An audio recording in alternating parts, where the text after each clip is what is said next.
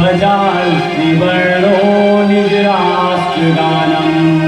आइए, जब संविधान का निर्माण हुआ, मेरे भारत माँ की और भारत देश के 7 चिन्हों का वर्णन करें। और क्या है वो चिन्ह?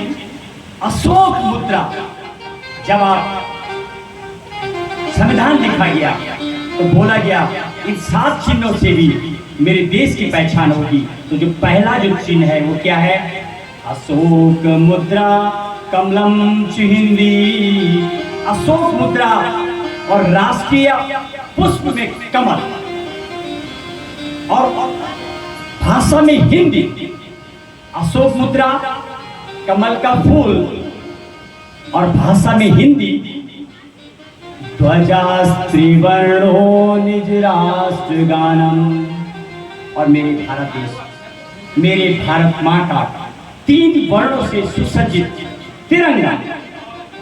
और चौथा निज राष्ट्र गानम। और भारत देश का यानी राष्ट्रीय गान जन गण मन।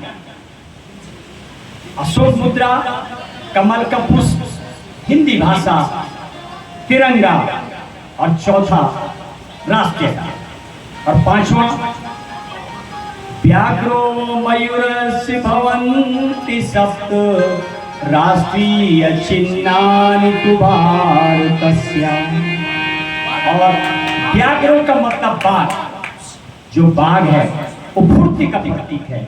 और बाघ वो पशु है जो हमेशा अपने शिकार को करके ही शिकार खाता है। वो दूसरे के ऊपर डिपेंड नहीं होता है, अपने ऊपर निर्भर होता है। इसीलिए बाघ की संज्ञा दी गई है, फुर्ती का प्रतीक भी है।